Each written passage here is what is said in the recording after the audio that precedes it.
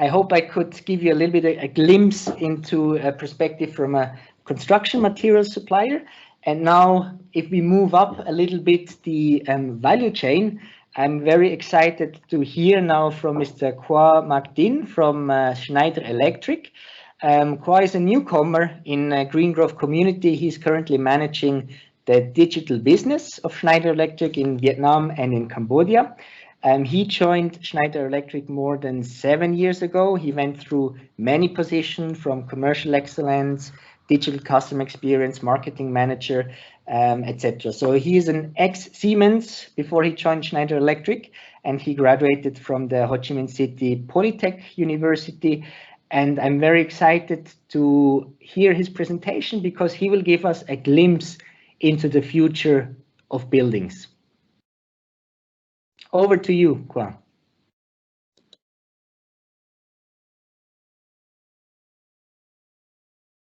Can you hear me now? Yes, now it's great. Good to go. Yeah. Okay. So first of all, thank you, Sir Bruno, and the community have grant the sections. And personally, I saw we are go in the same directions. Okay.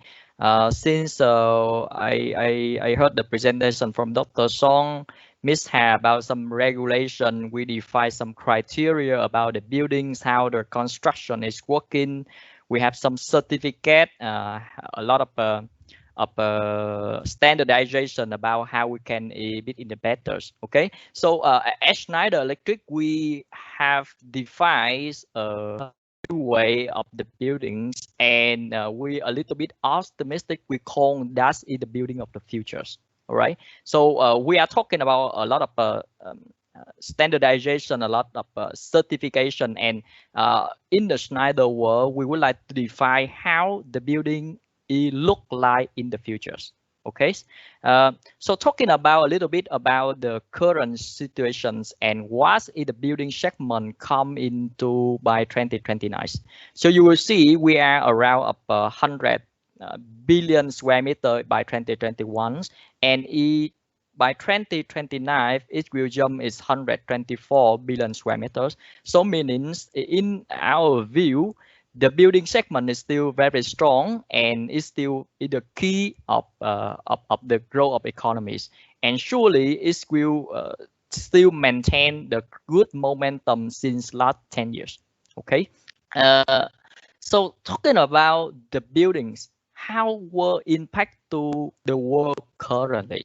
Okay, so you will see the first indicator we see 40% of the world CO2 emission come from the buildings. Okay, so it's quite significantly from the buildings. The second one is about more than 350 natural and man-made disaster in the world coming from the building as well. The third indicator we would like to see here is more than 30% of energy waste belongs to the building as well.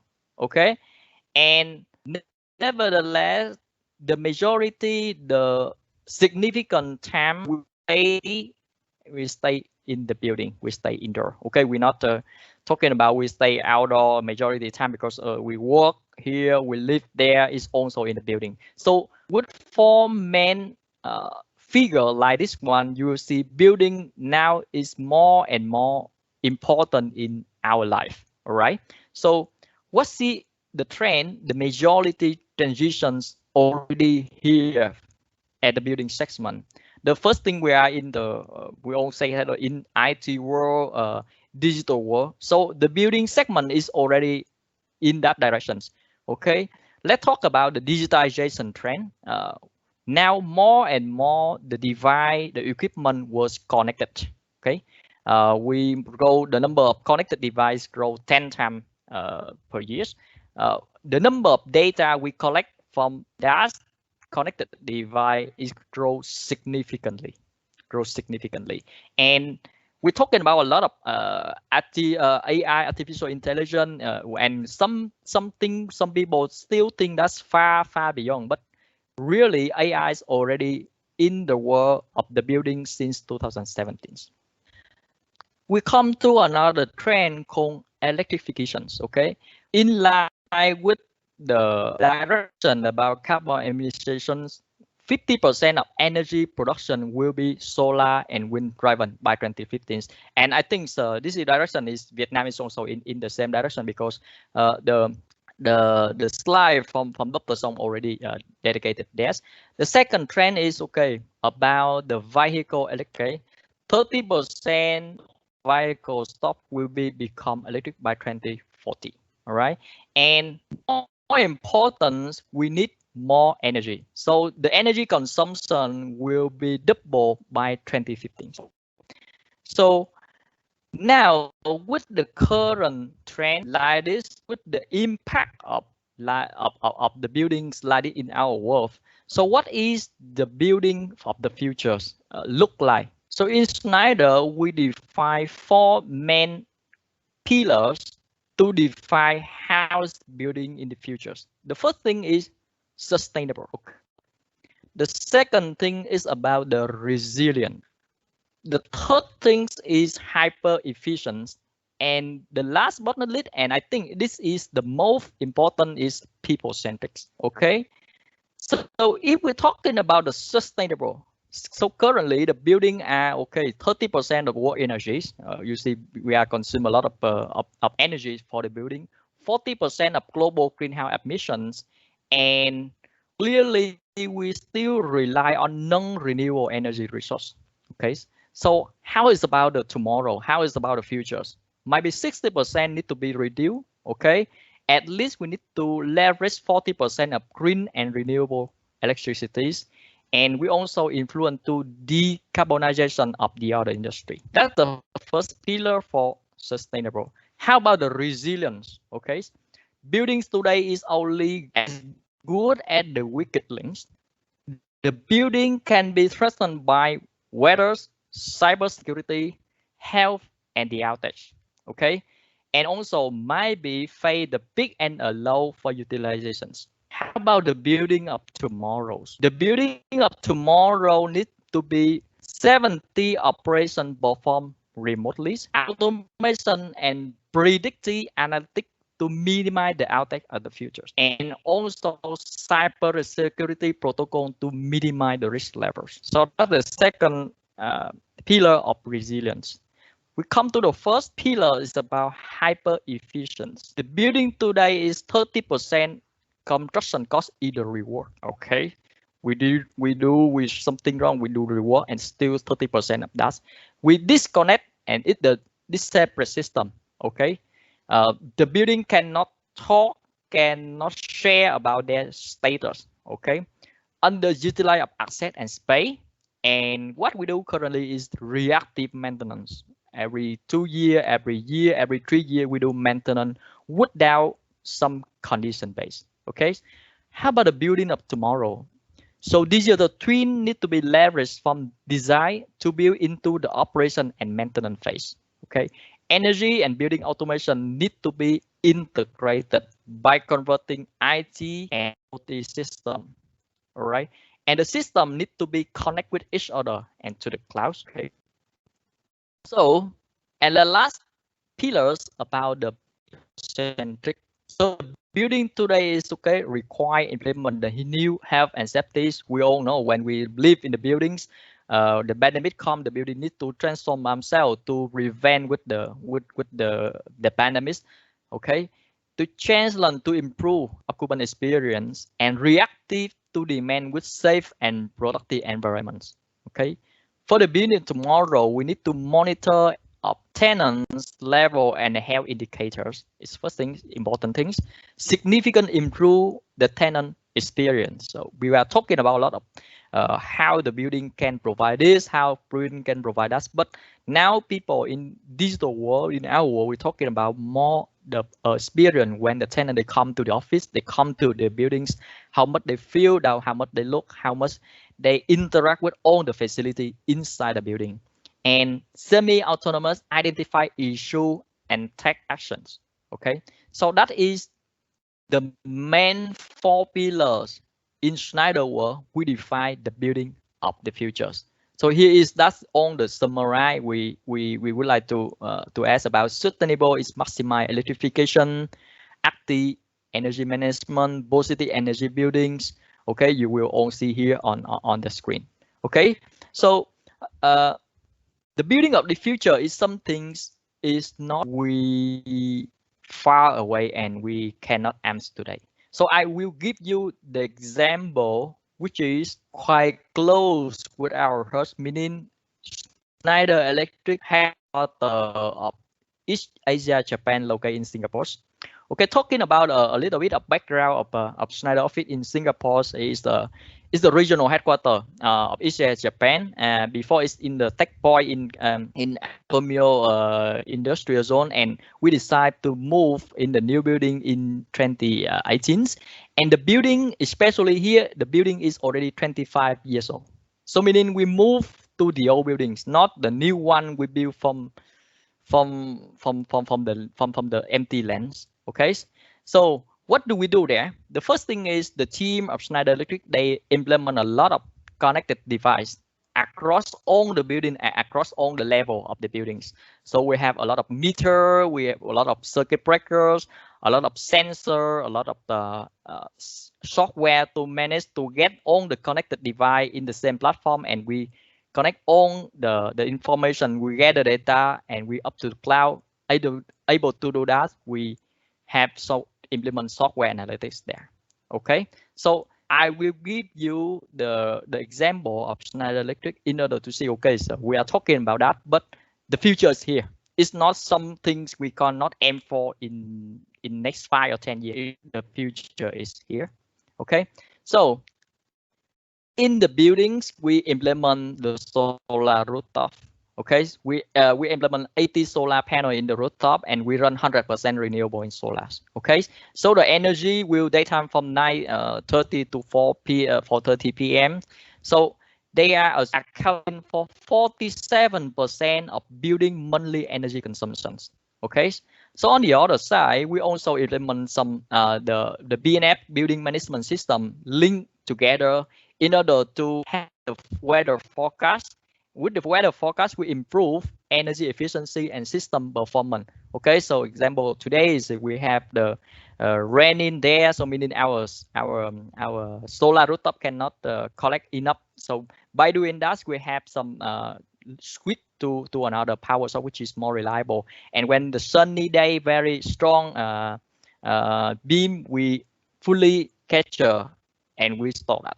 Okay, so that is the first things we implement in our regional headquarters in Singapore. The second things, we implement renewable energy for our garden and our car parks. So Singapore is a little bit how to say advantage for us in terms of EV charging and electrical vehicles. So currently we are running with the fleet from Renault. They supply us the electrical car, and currently all the service car in Schneider, they are 100% electricals. And when they go to the service side, when they go and back to the office, all will be charging at the company, and we use the charging station, and also we use the solar to supply. Okay, so that's the renewable energy we are currently to do as the at Singapore office. So inside the office, we implement, we call the smart office. Okay, so all the solution currently is applied is EcoStruxure Workplace Advisor to ensure safety things, monitor tenant levels, and adapt office layouts. We also have like smart cleaner, optimize the building management and power system to to better experience. Okay, so with all the current current solution we offer for our customer, we use exactly the same for our office in Singapore. And also we integrated what we implement in the building to put on the hands of employees. So now the employee, they have the power and they have the control, able to booking, they have company directory, they can book the dinings, they can access the control, indoor navigations, file maintenance ticket, or they can change everything in their hands with the mobile app. Okay, so what is the results? Okay, so everything by the end, we need to come to the people. We need to come to the humans. So the employee happiness index will be the main indicator for us. Whenever we launch, whenever we install everything, some expensive, high tech, etc. But people not happy, it will fail. Okay, so we regularly take the survey on the spot of the people, the employee in the building, and 60% overall indoor satisfactions. Okay, whenever they spend more time in the office, okay, their air quality is good, their workplace is quite spacious, and they happy about the implementations. Okay, and after the first indicator about people centric, we come to another outcome about real, how to say, real measure figures. Okay, 45% we reduce the energy consumptions. Okay, it's quite significant for the old and the old building like our office in Singapore with 25 years old. Okay, we also administer about 1,252 tons of PA carbonate. Okay, it makes our building is more sustainable and 100% solar power during the days. Okay, and finally, with all the implementation, we were awarded by BCA, Green Mark, awarded by Leadership, Sustainable and Performance in Singapore. Okay, and we increase the brand recognition because nevertheless we're talking about a lot of solution about how to have the facility, the building is more better, more connected, but when we do not use the customer, they don't believe it. So that's the reason why we would like to showcase here, to bring all the customer to Singapore to showcase what we have done without the building, to see they is the real case. And the last thing is the future is here. Okay, the future is here. It's not something we can far away, we cannot aim. We transform the 25 years old buildings in Singapore become the new building with high tech connectors and really in the futures. Okay, so the building, the up end of my presentation, we're talking about building features across the life cycles. Okay, it needs to come at design phase, come in the building phase, and once the building is already operated, we still can transform, become the building of the futures. Okay, so that is all for my presentation. Excellent. Excellent.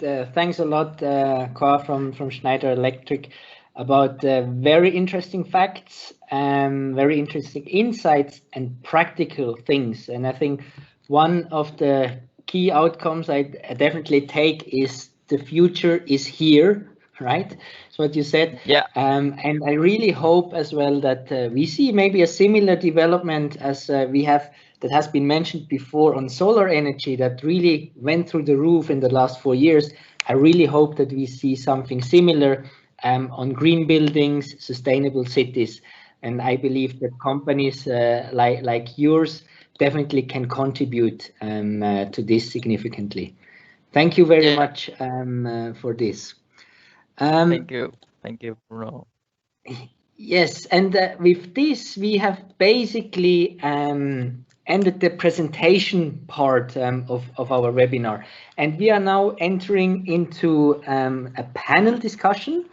And basically our panelists are the speakers that we have heard before, and they are joined by 2 new people, and I would like to briefly introduce them. So one is Bill Batcher from Concordia.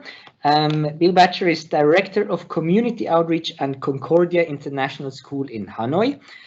He's committed to sustainable operations, and Concordia has 2 buildings which are both green certified. So building A is LEED Silver and building B is Lotus Gold.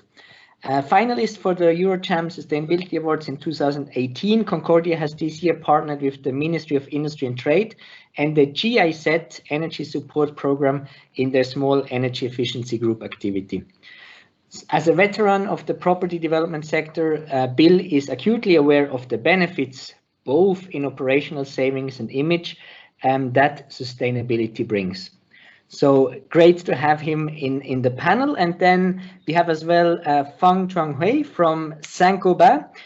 He is the operations director here in Saint-Gobain, Vietnam.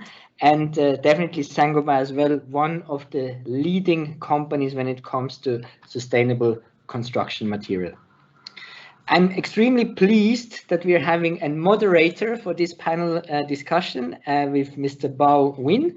So he's a real veteran in sustainable construction. Mr. Bao is a vice chairman of the Green Growth Sector Committee since 2016, and he has been working in the sustainability field for over 14 years, both in NGOs and as well in the private sector as sustainability and communication director at Holcim in the past and now at GTI.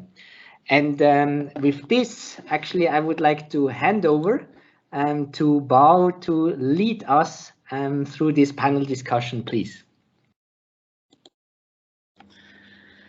Thanks a lot, Bruno, for the introductions. Now, before to start our panel discussion, just to remind our guests that you can post on the chat the different questions that you have and eventually who you want to address it. So I will try as much as possible to cover it through our panel discussion.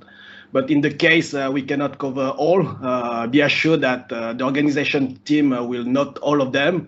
We'll consult with our panelists and revert to you through emails later on that. So without further ado, maybe I will start with the first question that I have, and I guess Mr. Huy and Hua can surely address it. In view of the major challenges in the construction sectors, so how do your business approach and your preventive actions toward this trend? So maybe Huy, you can start because you haven't presented, so maybe share your experience at Saint-Gobain. And maybe followed by Hua. Yes, can you hear me? Yes. Hello? Yes, we can hear you. We can hear you very well. Yeah. Okay, good afternoon. First of all, I'd like to thank you, all of you for, this meeting today is quite very attractive and very interesting. So, before answering your question, I will take the opportunities to have a few seconds to introduce Saint-Gobain. Saint-Gobain is a French company founded in more than 350 years ago, with more than 167,000 employees located in 70 countries. Saint-Gobain committed to achieve the carbon neutrality by 2050, and we also design, manufacture, distribute material and solution for constructions, mobility, healthcare, and other industrial application markets. Saint-Gobain Vietnam started in 2005 with the first brand in Ziploc plasterboard. Now we have many branches such as Tương, ceiling and wood frame and decorative board, Duraflex, the fiber cement board, and Weber mortar silicone, and we have a Palm, the piping business. We have a total 7 plants and 1,200 employees. So back to your questions, how the business approach and prevent action towards the trend. As you know, the construction industry, which consumes for around 40% of the global CO2 emissions. Being aware of this, Saint-Gobain today set out the CO2 roadmap for achieving carbon neutrality in 2050. And Saint-Gobain also commit through several phases. The first phase is target to 2030 in terms of reducing not only direct and indirect carbon dioxide emissions, but also emissions along its value chain. So to meet this target, the Saint-Gobain will dedicate to a targeted capital expenditure and R&D budget around 100 million euros per year until 2030.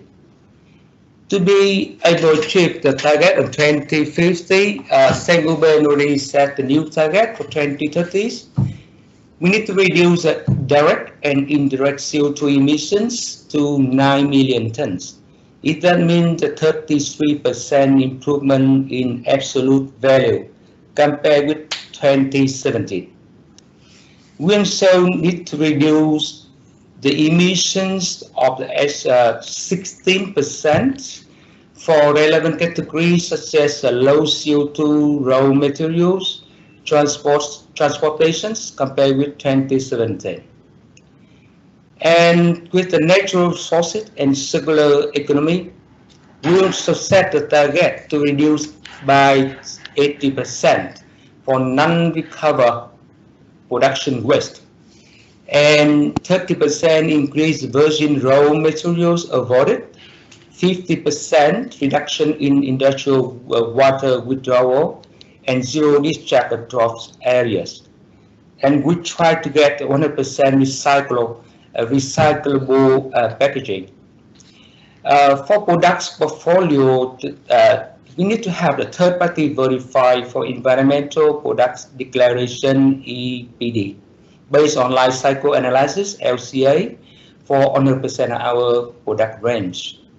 So all of this, target and objective of Saint-Gobain worldwide. Saint-Gobain Vietnam also set a target the same to have natural carbon target in 2050 with very specific action plans, and we already developed aligned with the Saint-Gobain worldwide.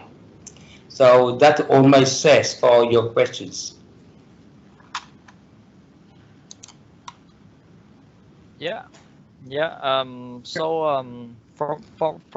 From Snyder Wolf, I think so. We still do what we do best about the energy management. Okay, so have two current actions currently in the companies. They are ongoing. The first thing is we try to have the current buildings stay more efficient. They more better in their energy management by offer those solutions about energy management, like we just showing how to reduce the energy waste, how to in the future they would like to upgrade or they would like to replace the new equipment, how it's more efficient. Okay, we have some solution to just replace the car component only and keep the whole new products, and we just replace the cost, and that's it for the current the buildings. And for the upcoming building, which is still in the projects, we heavily work and with the end user, with the developer, to inject our solution as much as possible.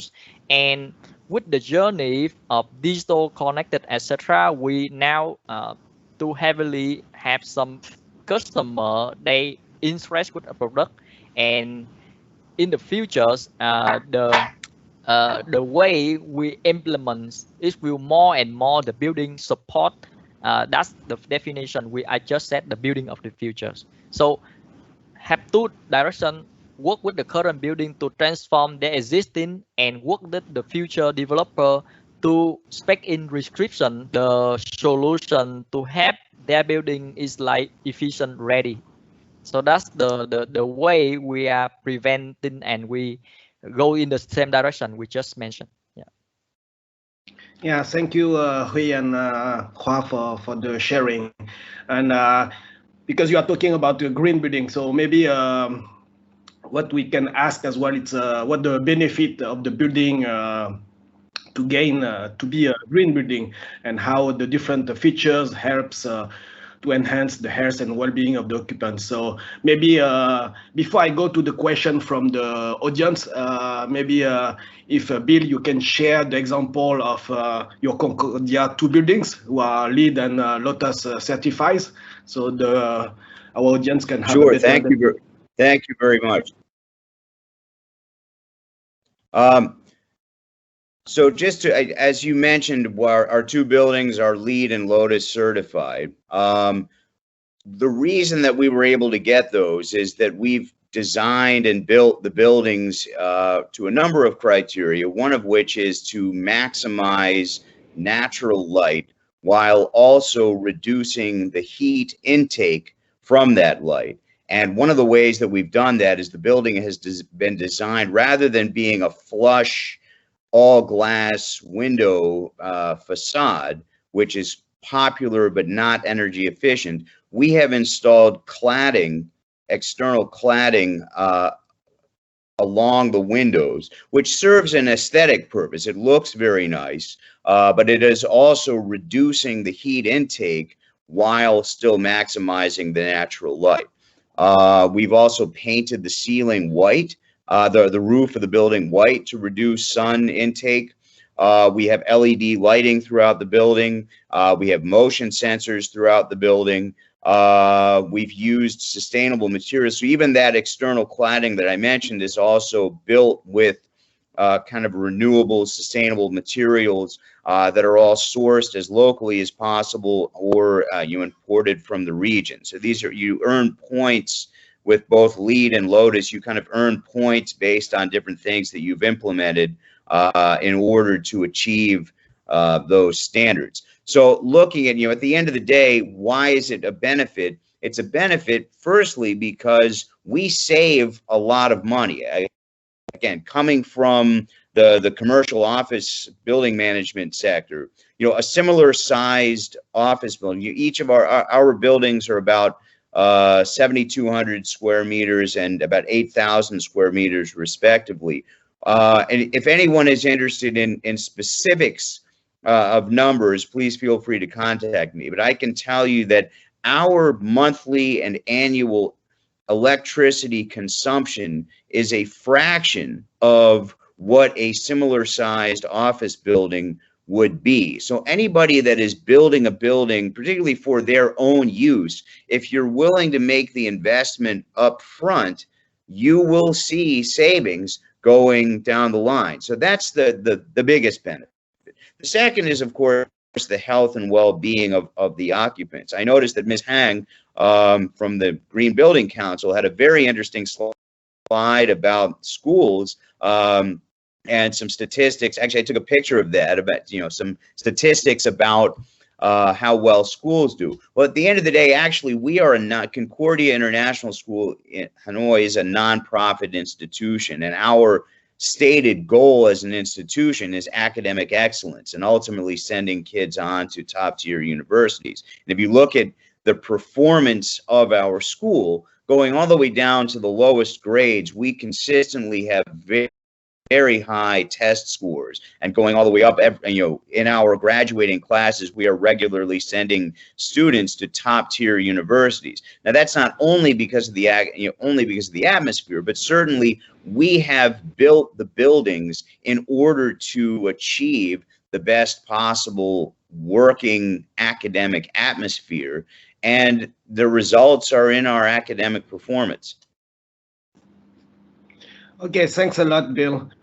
Just to continue on because you are talking about energy and heating aspect, one of the questions of the audience I want to ask to Bruno is the level of energy saved 21% from E-Town building was resulted from the average energy use or from the estimation. And if it's estimation, how it has been in terms of the reality between the estimation and the real calculation afterward. So can you share a little bit the E-Town example? Yes. So basically the numbers that we are having on the slide are provided by Green Viet, and indeed these were at the planning phase, so comparing to a traditional building without this green building aspects. So of course, when you are applying for the label, you have to prove then as well that all the actions that you're putting in place will result into this energy savings. So I think fully aligned with what Bill has said. And what he sees in Concordia and Hanoi is that the energy bill really goes down. But I have to admit as well, I don't know whether it was 21% or not. So that's something on my end to be checked. But definitely a significant amount, and as such, having probably a payback on these investments.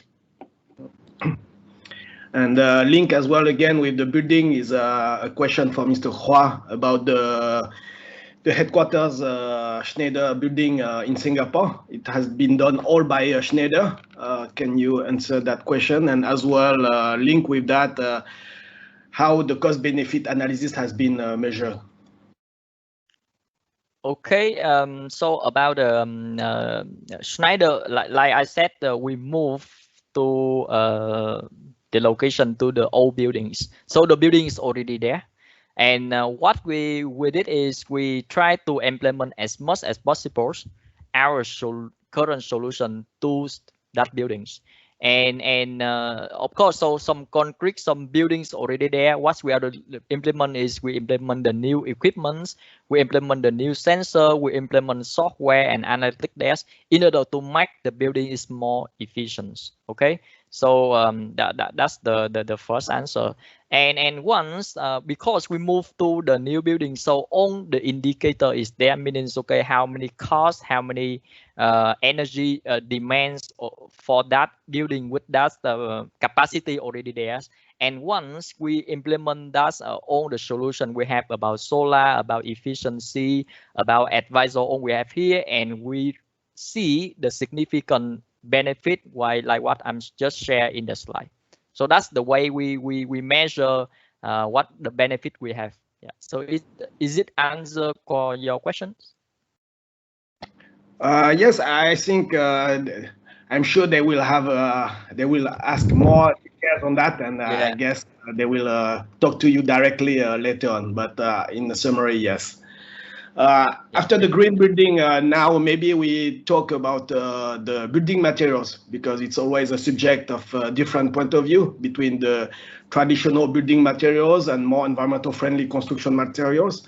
I know that Bruno from INSEE has shared a lot of example in terms of product, but as well in terms of green manufacturing. So maybe can you share in terms of as well one of the big manufacturer, how the building materials production and constructions are major source of emissions and pollutions, and how the industry can mitigate the risk?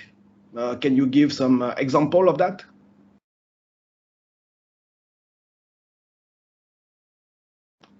You are on mute. Yes. Okay. So with industrial productions for the material constructions materials, I think to minimize the waste or to minimize the CO2 emissions of the production for the construction material, we have several phases. The first phase, we need to optimize and to reduce the energy uses. This is the first thing we need to do. In the production of industrial, we will need to install the equipment that apply the digital tools to adjust energy consumption, combining with the installation of the sensors, applying the AI, process in productions to maximize our capacity and utilize the efficiency. Also, we need to look at about any loss, heat, waste, and we try to reuse it to reduce the energy through the heat recovery system.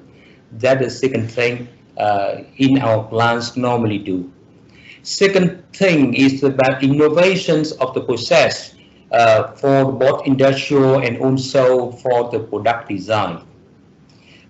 We set the detailed roadmap for each plant, supplement the action plan to develop, implement based knowledge of the local market and regulation of environment. We try to produce and try to minimize the bulk weight, the lightweight product, and use the low carbon raw materials with the substances. For example, we can change some cement with some doses of fly ash in some of our products using the waste from the power plant like DSG to replace the gypsum. So the lightweight product and also the low carbon raw materials is the second process that we can minimize the uses of energies. The third things we need to we need to use the carbon-free energy in the future. We have 7 plants, and we starting to use the solar rooftop in one plant in the pilot, and in the next few years we will apply for the whole rooftop as a plant. So by applying the solar rooftop, you can save about 2,700 tons of CO2 per year. So that is the third thing we need to do. The last but not least is we need to mobilizations of the supplier and new initiatives of transport. So for supplier, we need to compare their performance based on the basic of CO2 emissions criteria, both term of their operation and also for their product concern. So the elections of the detailed information for supplier commitment as a term of sustainable development in our company. And transportation also very, very important. We try to minimize the logistics, try to combine of the goods into the big truck to reduce the fuel and to minimize the waste of transportations. And we also try to use the rail or the water share transportations for logistics suppliers.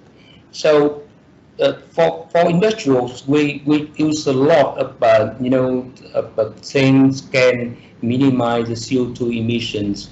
And in Saint-Gobain, Vietnam, we also have opportunity to copy or to take a lot of examples from other advanced countries all over the world of Saint-Gobain to apply in Vietnam. So that's all my answers.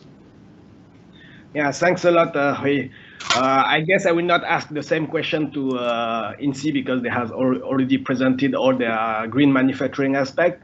But you have shown your wide portfolio who are Singapore Green Building certified.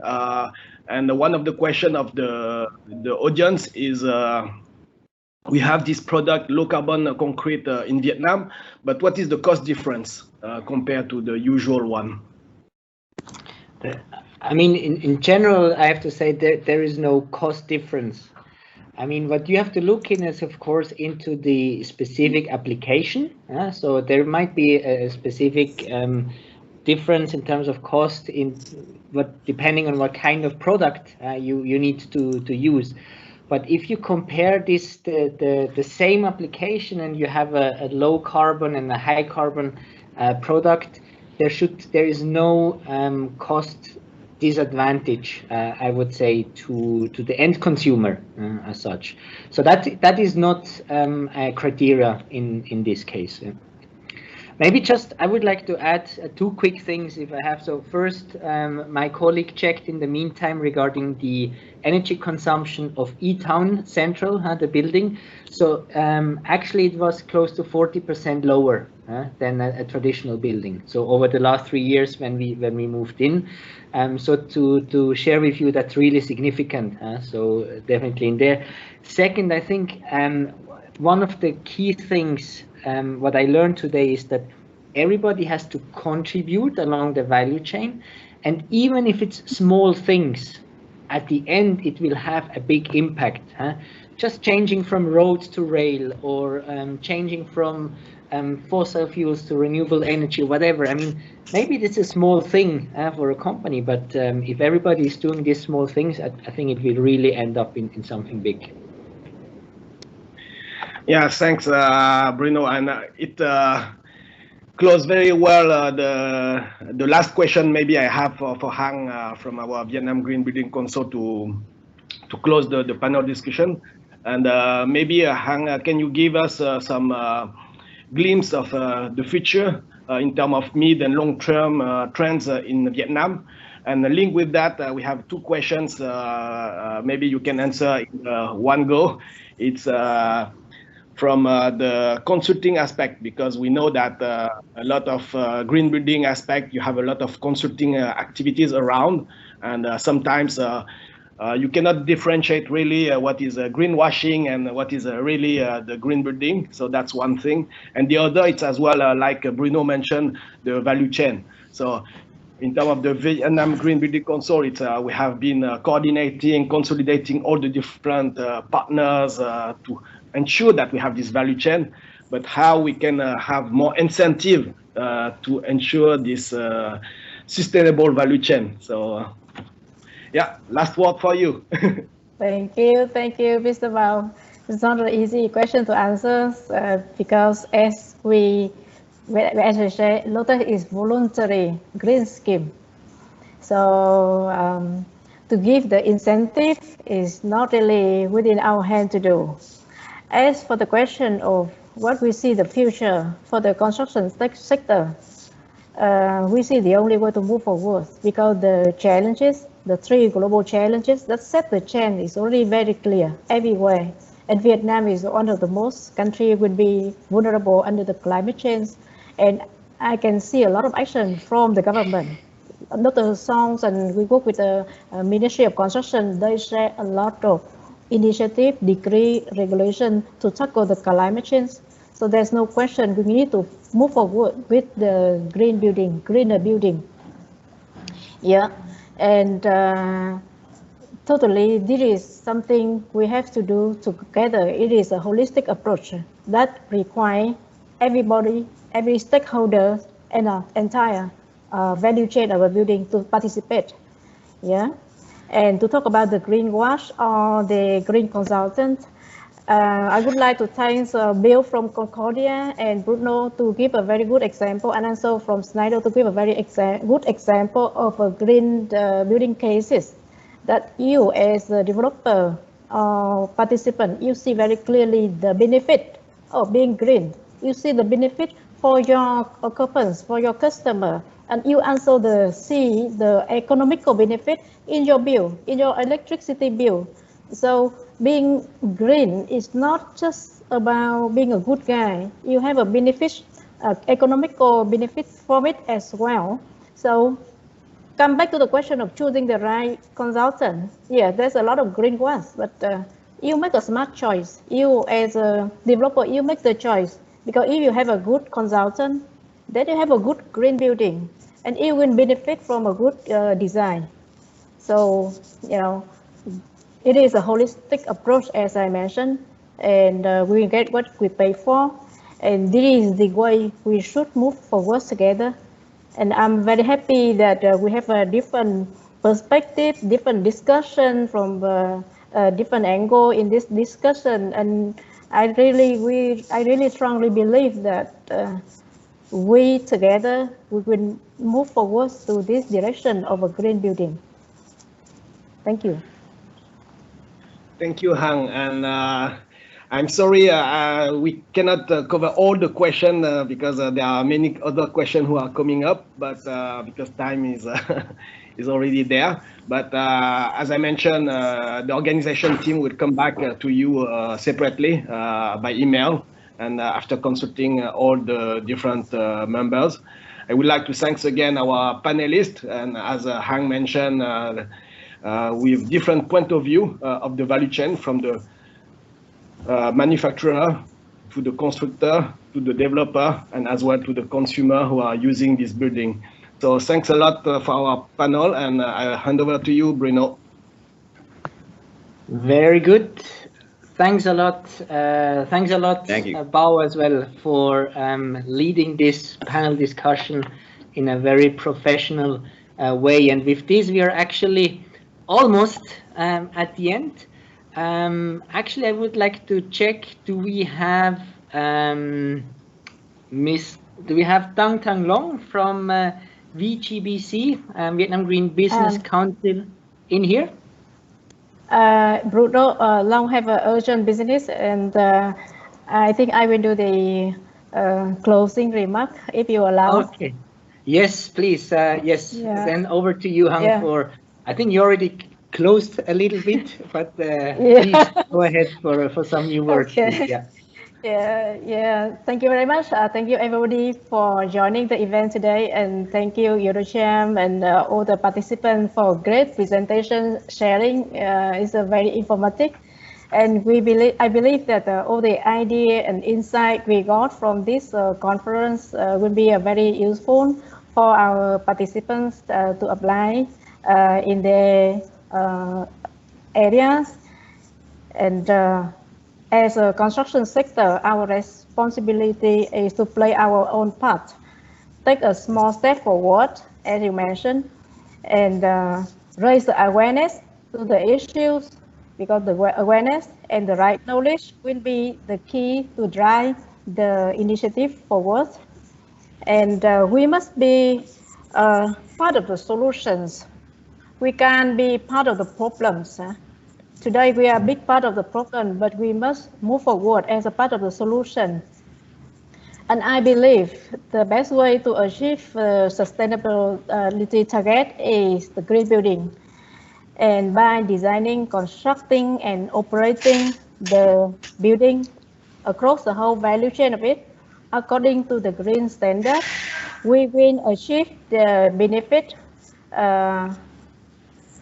altogether with the single endeavor: the lower energy bill, the less waste, less polluted air, and healthier for all people. And that is perhaps the most efficient and responsible way for doing business. Thank you, and let's work together in a green future. Thank you. Excellent. Thank you very much, Ms. Hung, for these closing remarks. Two more small things from my end. First of all, we are talking a lot about green building and green building certification. I would like to just highlight one webinar we are currently working on. So this is really draft, but most likely at the end of September 29, we will talk specifically about this. So please, if you find this of interest, mark your calendar as such. And then actually we are really at the end of our webinar. I would like to say a big thanks to everyone who contributed, the panelists, the speaker, the presenters, but as well the audience, who really raised a lot of very interesting questions that I have seen on the chat. So it definitely shows how important this topic is here in Vietnam. So we received a lot of email addresses in the chat, and we will make sure that you get all the presentations and as well a link to the recording of this webinar at the probably early next week. And last but not least, I mean, in the initial planning, this would have been a physical event, right, where we are all together and share the experience. Unfortunately, this was not possible in the current circumstances, but what we could do, if I suggest, can everybody switch on the camera so that we see everyone from the audience as well, the presenters, everyone, and then I will do a little screenshot, a little group picture, so that we have some memories as well from this webinar that we are having today. 1, 2, 3. Smile, cheers. Very good. Okay, excellent. That's all from our side, from Eurocham Green Growth Sector Committee, VGBC, and all the presenters. We would like to wish you a good afternoon, good weekend. Please keep healthy and safe. Thanks you and see you. Bye. Thank you. Thank you. Thank you. Thank you. Thank you for sharing.